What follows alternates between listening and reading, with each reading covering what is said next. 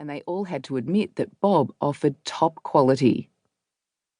Mardi prepared the coffee and put her home-baked muffins under a glass dome. She took the carrot and banana cakes out of the fridge, put them in the display case, and began to organise the ingredients for sandwiches. This was the tricky bit, preparing just enough of everything. She couldn't afford, or abide, waste. She began to wash the tomatoes, keeping an eye out for the baker who brought over fresh bread and rolls each morning. It was the same every day. She started at 8:15, even though few customers came before 9. She didn't live far away, but the school bus was an excuse not to return to her empty house. She was making herself a coffee when the bell tinkled. Mrs. Compton Ballard. She's a bit early. Mardi put on her professional smile and turned to greet her customer, but instead of the elderly lady she was expecting, saw a thin, middle-aged man blunder his way into the cafe, struggling with an unwieldy backpack.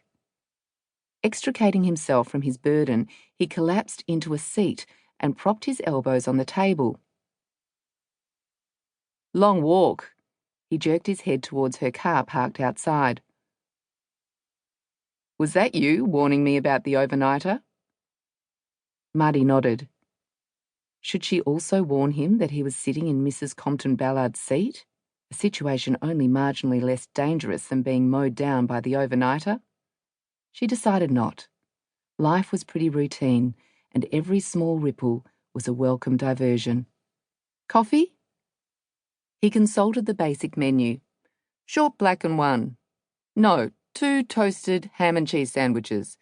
Then wistfully, no bacon and eggs, I suppose? We're just a coffee shop. Pub breakfast should still be on. It's not far. She began to explain how to get there. The stranger shook his head. Not to worry. Sandwiches will be fine. Mardi wasn't so sure. His face was grey with exhaustion, and he looked like he needed a good, solid feed. No wonder I don't make any money, she muttered as she slipped an extra slice of ham into each sandwich. The bell tinkled again as the door swung open with something of a flourish. Good morning, my dear. Mrs. Compton Ballard, how are you? The older woman must have been tall in her day. You could see that, despite the round shoulders and dowager's hump. In her glamorous and privileged youth, she had swept into a room and, despite the walking stick and almost sensible shoes, still expected the same reaction from her audience. She stood in the doorway and surveyed the cafe, finally staring down her hawkish nose at the strange man sitting in her place by the window. I think you'll find that's my table, she said, enunciating each vowel, crisping her consonants like lettuce. The man jumped to his feet. I'm most terribly sorry, madam, he said, casting a reproachful look at Mardi. I wasn't aware. He jumped to his feet like a guilty schoolboy, and with clumsy chivalry ushered the old woman into what was, though unlabelled, her chair. Can I buy you a coffee? Tea, perhaps, by way of apology? Thank you, young man, you may. Despite correcting his grammar, she accepted his offer with lowered eyes and a coquette smile.